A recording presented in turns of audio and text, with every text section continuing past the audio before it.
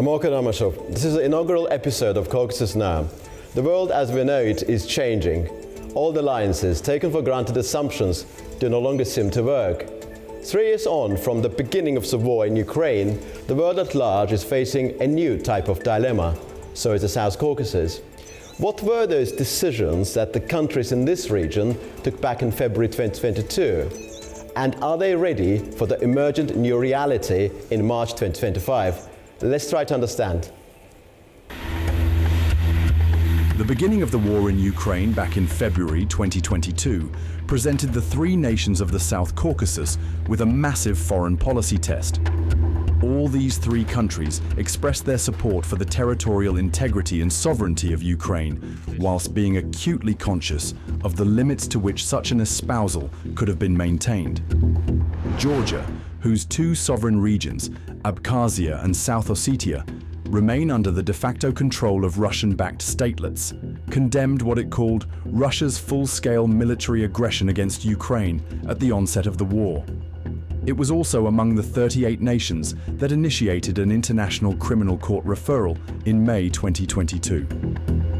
The Ukraine crisis directly impacted Georgia's internal politics. In October 2021, former President Mikhail Saakashvili secretly returned from Ukraine, where he had been working, and was promptly arrested on corruption charges, which he denies. His imprisonment strained Georgia-Ukraine relations, with Kyiv demanding his release and recalling its ambassador in 2022 over Georgia's refusal to sanction Russia. Tensions deepened when Ukrainian official Oleksiy Danilov suggested Georgia open a second front against Russia, a proposal widely rejected for fear of sparking another war. Armenia, a treaty ally of Russia, with an economy heavily dependent on Moscow, and as a member of the Russian-led Eurasian Economic Union, initially maintained a cautious stance. However, over time, it adopted pro-Western rhetoric, discussing the possibility of leaving the CSTO and even joining the EU, all while preserving its vital economic ties with Russia. By the end of 2024, trade turnover between Moscow and Yerevan had reached a record $12 billion, significantly benefiting Armenia's economy, which remains largely reliant on Russia and the Eurasian Economic Union. Since February 2022, Armenia has also played a role in helping Russia circumvent international sanctions, leveraging its economy and territory for mutual benefit. For Azerbaijan, the war in Ukraine coincided with rising concerns over the conduct of Russian peacekeepers stationed in its Karabakh region, following the end of the 44-day war with Armenia. For Baku, the crisis in Ukraine necessitated a careful balance between practical considerations and normative principles. The Moscow Declaration on Allied Interaction with Russia, intended as a declarative rather than legally binding document, provided Azerbaijan with diplomatic flexibility, allowing it to navigate its relationship with Moscow while limiting the Kremlin's influence over the peace process with Armenia. In September 2023, Azerbaijan assumed full de facto control over the remainder of Karabakh. The peace process with Armenia became entirely bilateral, with Russia largely sidelined from core discussions. The withdrawal of Russian troops from Karabakh in April 2024 made Azerbaijan the only country in the South Caucasus without a Russian military presence, further strengthening its geopolitical independence. As of March 2025, discussions on potential Russia-US normalization and a possible ceasefire in Ukraine have gained momentum. This evolving geopolitical landscape presents a new and complex challenge for regional actors, forcing them to recalibrate their foreign policy approaches in response to an increasingly uncertain international environment. And today I'm delighted to be joined by Dr. George Michalishvili, Associate Professor of European University, joining from Tbilisi, Georgia. Dr. Aspet Kochukyan, Professor of Political Science and International Relations, joining from Yerevan, Armenia. And Rusif Husseinov, Director of the Baku-based think tank, Topchubashov Center. Welcome to all of you, gentlemen. Thank you for having us. I suppose for all the regional actors here in the South Caucasus, Azerbaijan, Armenia and Georgia, the Ukrainian crisis invoked a vital necessity of rightly calibrating between the practically sensible and normatively right. In other words, all of those three countries in this region, Azerbaijan, Armenia and Georgia, needed to calibrate between their own interests and also the sense of international justice. Professor Michatishvili, how challenging this was for Georgia? Hey, thank you very much for the invitation. Just one slight correction. I live in Tbilisi. Right? Currently, I'm in Istanbul, taking part in the Georgia-Abkhaz Dialogue, the UNDP program.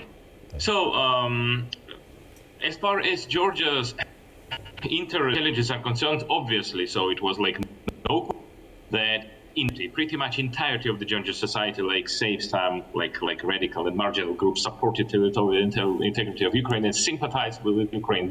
Great. As you rightly mentioned, Georgia supported Ukraine's independence, territorial integrity as a state on several international fora. Georgia also hosted, and still actually has been hosting, about 10,000 Ukrainian citizens, Ukrainian refugees, and providing for them as a humanitarian program. On several occasions, Georgia sent humanitarian aid to Ukraine as well. But its policy fell short of sanctioning Russia. Of course, internally, many Georgians would like to do more to support Ukraine, but obviously at their limits. And obviously, we didn't want to incur Russia's wrath. Of course, Russia is bogged down in Ukraine. Russia's hands are more tied than ever after this. Okay, over the 25 years, Putin's rules when economic more is stronger. But on the other hand, Russia is strong enough to be a big spoiler, and obviously, open military confrontation and direct steps which could be interpreted as an act of war could provide Russia a very convenient casus belli. So therefore, Georgia stopped short sanctioning Russia, sending the military aid, or sending Georgia's volunteers who fight in favor of Ukraine on Georgia state military plane, which further strained relation between Georgia and Ukraine. So I believe that certain policy, even though, of course, I deeply sympathize with Ukraine, Ukrainian people, of course, wish wholeheartedly that Ukraine pushed out of the limits and restores its border of 1991. So on the other hand, I find some of the actions of Ukraine towards Georgia wanting, not grateful enough, and therefore the room for improvement. I very much hope that after the war is over and the peace is more or less just, so there will be this restoration between the two countries. But one has to also mention that in Georgia, its very recent memory and very traumatic memory of the war of 2008, and obviously, so it is part of the calculation of Georgian leadership and the significant sections of the population. So the significant part of Georgia, not all of course, but understands I would say maybe imperfect and not a full-scale support of Ukraine on the part of the Georgian leadership, but of course there are political movements, there are also sections of the society who do not accept it and believe that this signifies a shift of Georgia towards Russia. Aspet, what's about Armenia? I've realized that Armenia's situation of a peculiar nature, being a treaty ally of Russia and economically interconnected with the Russian sphere, Armenia still, over the past 3 years, has increased its pro-Western rhetoric. Prime Minister Pashinyan actually made it very clear that on the subject of Ukraine, Armenia is not Russian ally. So what is your evaluation of Armenian response to the crisis? It's quite interesting, actually, what George also mentioned. There are stages of that development and reaction between Armenia on the one hand and the war in Ukraine on the other. The context is very important, as George mentioned. Georgia does remember 2008. Many people in Georgia remember the 2008 invasion, Russian invasion and the war.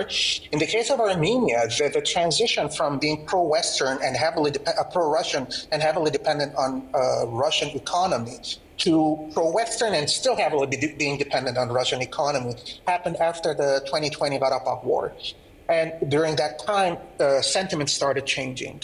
There was no love lost between the Armenian government that came to power in 2018 and the Russian and Moscow. And that basically, they attempted to have a slow divorce, a slow separation from the Russian orbit. But the 2020 war and the perception in Armenia that Moscow did not do its obligations as a treaty ally was very much entrenched both in the public and in the government circles. And this is one thing that we need to also consider. Are we talking about official government response, or are we talking about popular societal responses or sentiments? And I think there is a divergence, at least from what I see in Georgia. But in Armenia, there is becoming more congruent, the two perspectives. On March 2nd, 2022, there was a United for Peace resolution in a meeting in the UN General Assembly, and resolution ES 11-1 came up condemning Russian invasion. It's quite interesting how the three countries of the South Caucasus dealt with it. Azerbaijan was absent. And I love this kind of a diplomacy. You know, I don't want to abstain. I'm just going to not be there. Sometimes we can refer to this as coffee. Oops, I forgot to have my coffee diplomacy. Armenia participated but abstained, which is actually a major shift in Armenia's stand in the UN. And Georgia at the time voted in favor of the resolution condemning Russia. Of course, a lot has moved on since then. But this actually mentality, and as time went by, in subsequent years, Armenia started making more overtures towards Ukraine, to the extent the some government officials in Armenia publicly supporting and endorsing Ukraine. But I find it quite interesting, not just the government position, but also on a societal level. I'm not sure about Baku, but in Georgia, Ukrainian support and Ukrainian flags are all over Tbilisi. In Armenia, you rarely see that except in EU member embassies and so on. But at the same time, as Armenia edges closer to turning its back to Moscow, the current, and we'll talk about this, I think, down the line, but the current change in U.S.-Russian relations might show to what extent that was a far-sighted or a short-sighted move. Thank you, Aspet. Rusif, what about Azerbaijan? And naturally, I guess there was a massive test for the country, of course. Circumstances on the ground in Karabakh needed to be taken into account. The dynamics involving Armenia, Azerbaijan, and peace process were also taken into account. So, risks and opportunities for Azerbaijan back in February 2022. Your evaluation. Yeah, thank you very much for the question, Orkhan. While being not so vocal in terms of anti-Russian rhetoric in the context of the Ukraine conflict, Azerbaijan nevertheless tried to provide quite significant aid to Ukraine. And if I'm not mistaken, Azerbaijan was one of the very few countries which responded to Ukraine's plea of aid within the 24 hours into the Russian invasion of Ukraine back in February 2022. And ever since, we have provided over $40 million in the form of humanitarian assistance, in the form of reconstruction of the devastated town of Irpin, one of the most brutal scenes of the early stages of the conflict. But as I said earlier, we have not been so vocal in terms of rhetoric. We have never taken sides in international fora, as Aspet also mentioned earlier, because 2008 we have also learned our lesson, because the Russian-Georgian war in August on that year also became a watershed moment for Azerbaijan, its foreign policy understanding. It was back then when the authorities in Baku switched from the pro-Western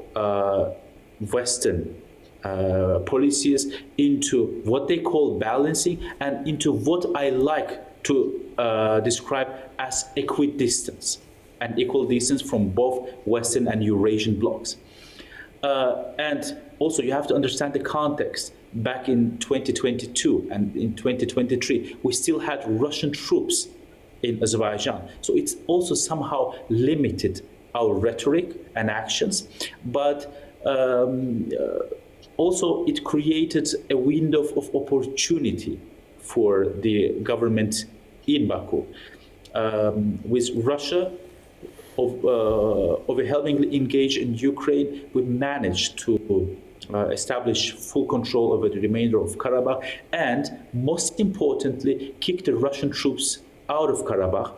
It was a huge accomplishment, which largely went unnoticed in international media, but it established some sort of precedent for the post-Soviet space in region, and also managed to dispel the Russians never leave myth. Yes, indeed.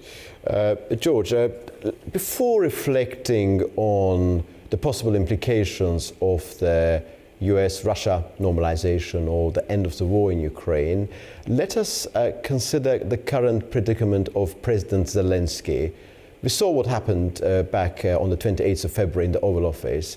We realized how transactional the sovereignty of Ukraine is being perceived from the prism of the administration of Washington, D.C. What does Ukraine's current situation signify for the countries in the South Caucasus, do you think? Well, of course, the current situation in Ukraine, because we see that what seems like a reorientation of the United States, well, actually it didn't start from Trump. Well, we can recall Hillary Clinton's pivot to Asia. Well, it's like Southwest Asia, where this like center of gravity of the world, being demographics, be it even technological, be it economic, is. And well, I just understand this grand strategy of Donald Trump to have to take care of China properly as the main competitor, where since we do live in the multipolar world, we probably live in the second Cold War. Maybe historians will disagree now where actually kind of like what is the starting date of the, obviously like China is the main say competitor, rival, or whatever you call it. So, and of course now Trump probably considers like this situation in Ukraine, the war in Europe, as a maybe nuisance, as something actually like to get rid of. All the more was Russia was maybe not careful enough to say the promise that he will settle for ours. Obviously, yeah, this will be that is like overstatement, but at this point, he said so many words like he has to deliver something. I think like my perception is like Putin wants to achieve tangible for April 9th, so sorry, for May 9th, the 80th anniversary of what they call the in the Great Patriotic War, which is the end European Second World War. Wants to go down to history as a big peacemaker. Therefore, well, he's now pushing Ukraine. So he mentioned yesterday potential sanctioning Russia, but since the trade between the export of Russia to the United States is down to very modest figure, like in the $3-4 billion, so therefore sanction is pretty much meaningless. And therefore, it seems that Ukraine has to go through very tough period. Maybe the United States will soften its policy and become less transactional, and there is also time for Europe to finally wake up, to finally turn into a meaningful geopolitical actor, because obviously, as Trump actually rightfully mentioned, the European affair in the first place, and there is a chance now for Europe, but of course it will take time, and the time is not on Ukraine's side anymore. So Russia is making progress, albeit slow, and therefore, it is a real situation. I truly hope that United States and the advisors, people around Donald Trump, will convince him to take more proactive stance and more stance related to justice rather than being purely transactional. I suppose on the basis of what we have seen regarding Zelensky, on the basis of his predicament, which we are able to explore and understand, what is the lesson for us, for the countries in the South Caucasus, for the decision-making people here? I think it's a semester-long lesson or a year-long lessons that all policymakers need to take based on what's happening. I think the main thing, and this is the predicament of small countries like in the South Caucasus, relatively small, as well as a perception that exists among the former Soviet space, including Ukraine and other places, that if you put all your eggs in the Western basket, in the U.S. basket, then you're guaranteed you're safe. But I can see more and more, and I mean, Rusev can attest to this. I mean, in the last couple of years, in different meetings we could see people talking about, oh yes, the U.S. is going to support us. U.S. can never be a reliable partner, not because the U.S. is not a reliable country. Rather, there are so many internal dynamics that take place in the U.S. between the Congress and president and so on, that in an instant things can change around. So the lesson probably is one of the first lessons of Zelensky's predicament is that do not, overly rely on U.S. There's a famous saying by a Roman general is that sometimes you have to use force so that you can actually get a peace agreement, not use force for fighting, but show force to come to a conclusion or a peace agreement. And Zelensky and Ukraine, instead of in the last 4 years or 3 years, instead of trying to utilize the popular support that it had at the time from DC and from Brussels, from NATO, they decided that they're going to go ahead. I think this is a problem that none of the countries in the region, neither Georgia nor Armenia, none of them, nor Azerbaijan, realized that if now is the time for you to get a good deal, the best deal possible, not the better deal or the ideal deal, you have to take it. Especially because you don't know how unpredictable. It's unpredictable to see how the U.S. will react. I think this is probably the lesson, is that as things stand now, in the case of Georgia, with the government rapprochement with Russia, can they make a deal now to come up with some sort of a normalization or a roadmap for Abkhazia and South Ossetia? For Azerbaijan and Armenia, is this the right opportunity for both of them to finalize and have a peace agreement? Because their policymakers might think, oh yeah, see, U.S. and Russia are friends now, or Trump likes us. That's a BS approach. No leader likes, anything. They think about their interests. And in this case, President Trump thinks about his own interests, not the U.S. interest in general, and finalize a peace agreement. Because there is no guarantee that tomorrow things would be more conducive. There won't be an unpredictable Russia coming up, an emboldened Russia coming back into the region. So that, I think, is the lesson to be learned. Try to solve issues as soon as possible before the U.S.-Russia deal is, or U.S.-sponsored deal of Ukraine, a peace agreement, is finalized. Let's say from you as well. What's a major lesson that we can learn from what's happening in connection with Ukraine now? Well, by following up what Aspead and George already said, I believe we as Azerbaijan have already learned our lesson. I would refer again back to 2008, a Russian invasion of Georgia, and what actually came after this. If you remember, Obama's infamous Russia reset policy, which was designed to normalize the relations between Washington and Moscow. And it was the Democrats in the White House back then. If Obama could pursue such a policy towards Russia, why can't Trump or others? So it was already a lesson for us back then that you cannot, as Aspedo already described it in an excellent way, you cannot put all the eggs in the same Western basket.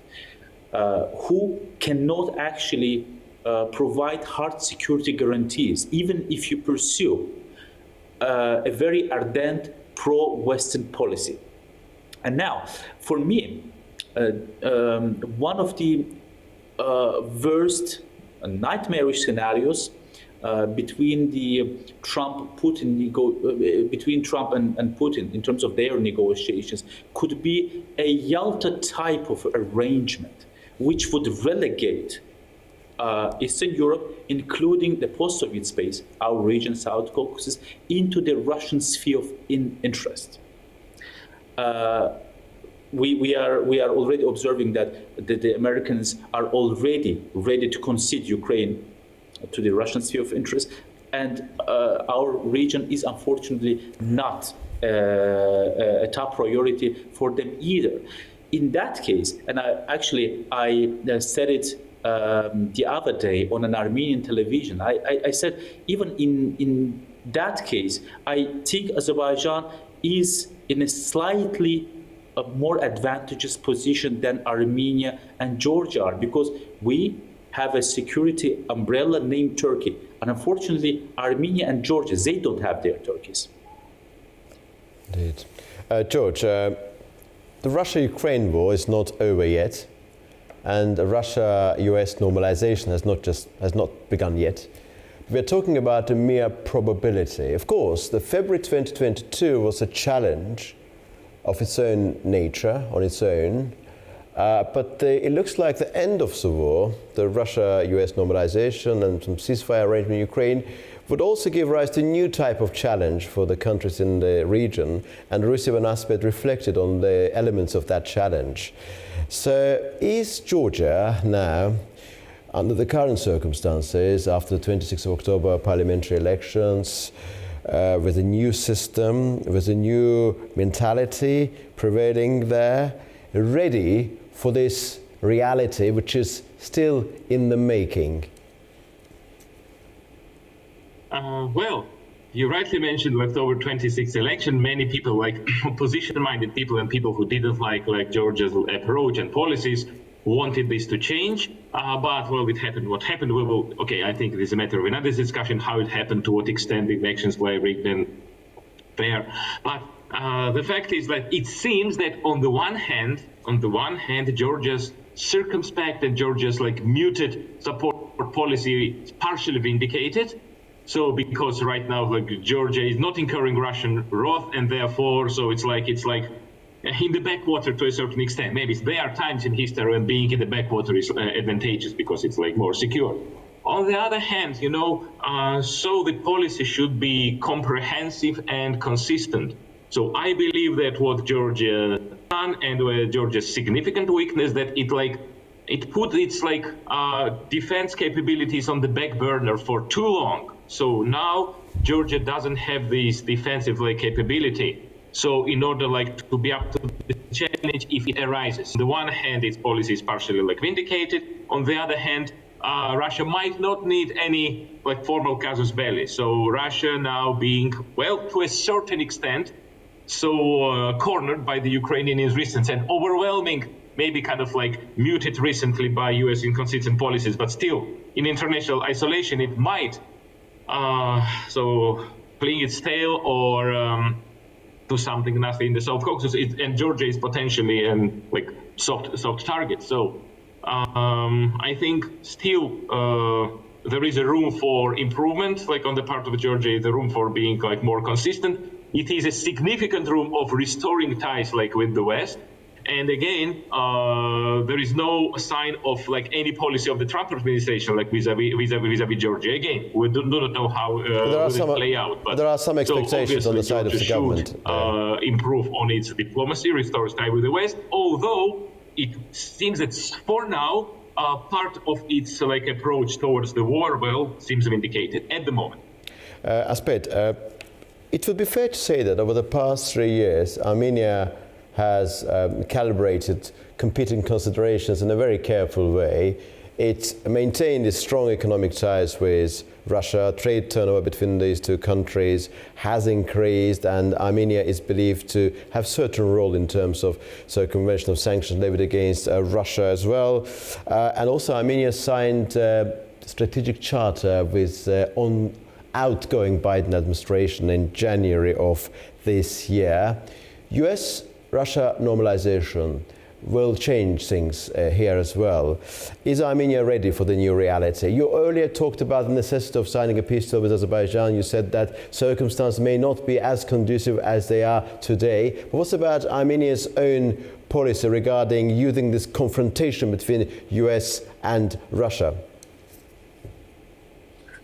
Right. I think, it always reminds me of the saying by by Machiavelli in The Prince. There is little difference between an obstacle and an opportunity. The wise are always able to take advantage of both and use them in their advantage.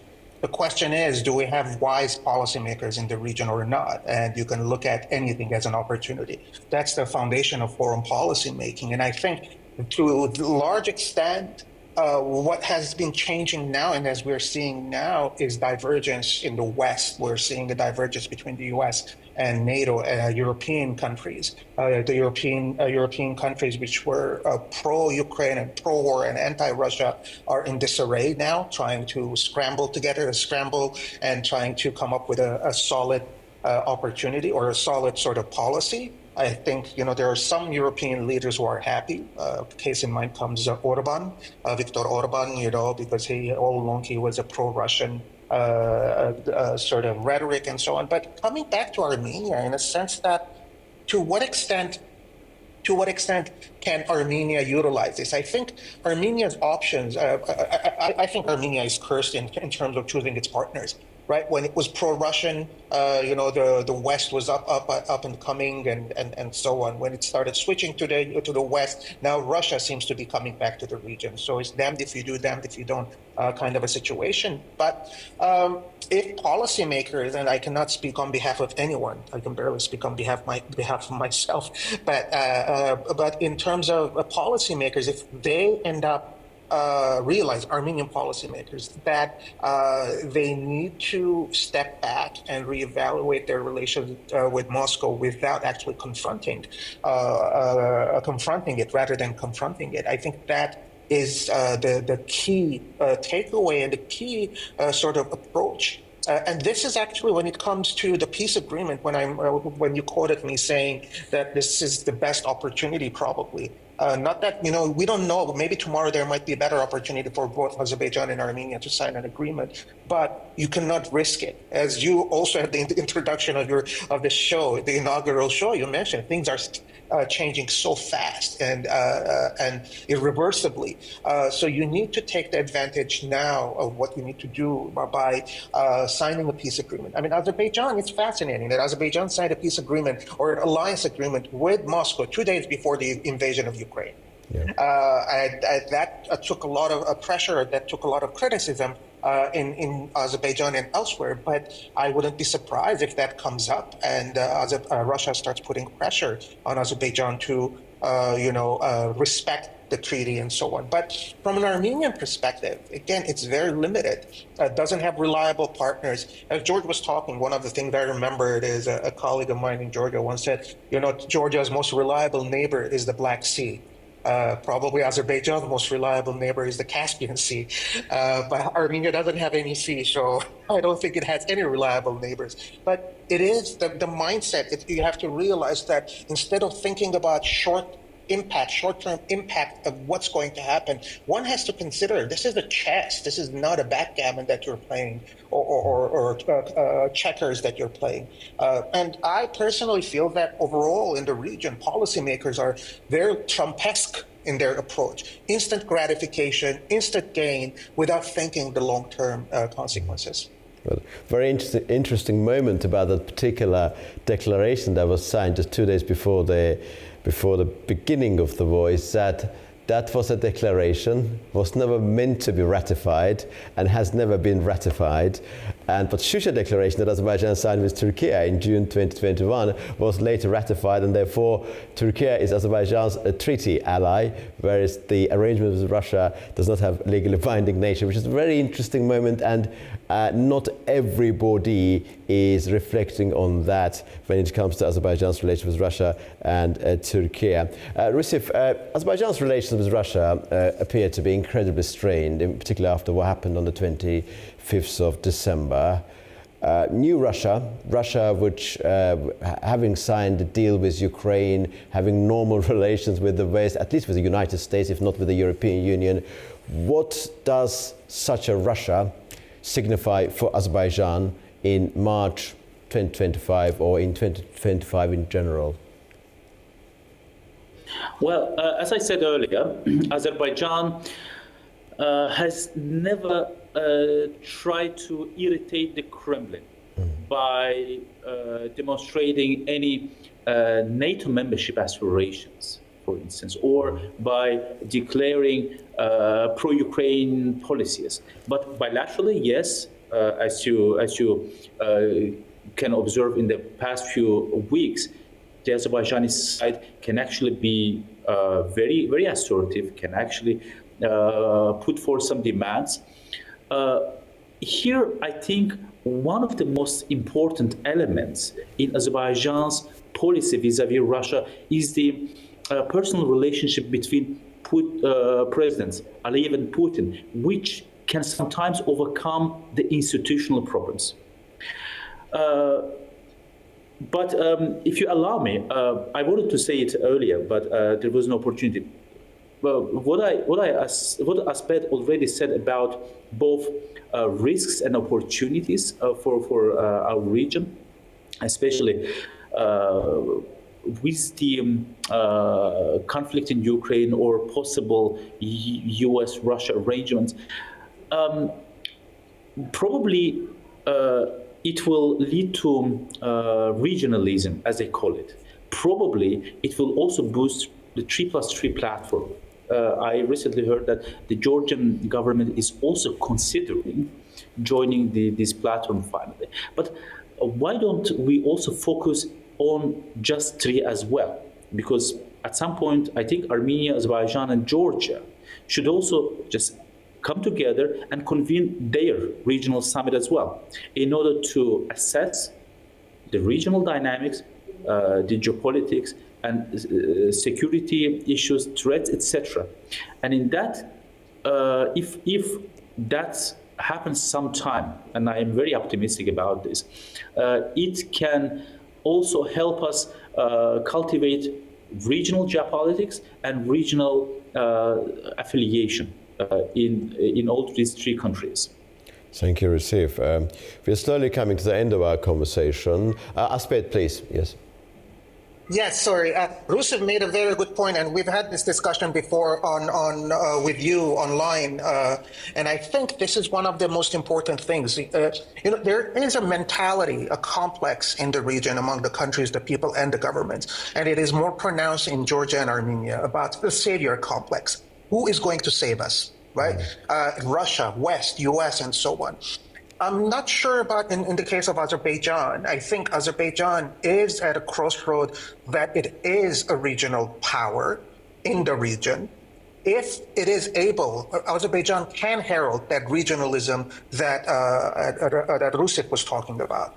Because again, it's the most independent. I'm not talking that it is completely independent, but most equidistant. I like that term, by the way, Rusif, in terms of its relations. But Armenia and Georgia, they're like confused. They're looking for partners to dance with or someone to take them out for, ice cream. And it's like the Russia, is it, or the West or the US and so on. And it's not happening. It's constantly changing without realizing and looking inwards. And I think that's the key challenge. And a lot of them, it takes 3 in this case to tango, tripartite tangoing. But at least in the case of Armenia and Georgia, they need to realize that, they have to get rid of this savior complex. And Azerbaijan needs to realize that it is not the country it was 5 years ago, 10 years ago, or 15 years ago. It has to look at itself as a responsible government and a country in the region that can really shape the region. Or it can act as a dominant power with some level of arrogance that comes with winning a war. That's normal. But it is in the hands of the leadership, in the internal leadership of the South Caucasus. Indeed, I suppose this invokes a conversation about regional self-ownership, not letting this region be used for the purpose of global confrontation between different power blocks and so forth. And I very much hope that we'll be able to dive into that realm during our next conversation. Very much hope so. I'm so grateful to all of you for your time, and very much hope that we will continue our conversation in the self-same spirit throughout this year. And thank you for the opportunity, Orkhan. Thank you very much indeed. Today I had a very, very good, interesting conversation with Dr. George Michelashvili, Associate Professor of a European university, who joined actually from Istanbul, Turkey, but normally based in Tbilisi, with Dr. Aspet Kochakyan, the professor of political science and international relations, who joined from Yerevan, Armenia, and with Rusif Hüseyinov, director of the Topçubaşov Center, which is a Baku-based think tank. And we had a conversation about a wide range of issues, about the reaction of countries in this region, Azerbaijan, Armenia, Georgia, to the onset of the crisis in February 2022, the way they maintain their foreign policy approaches, and what the new reality, which seems to be in the making, means for these three countries, and how will they respond to the new challenge. This is Caucasus Now, and you watch Caucasus Now, and looking forward to the next episode of this inaugural program. See you very soon.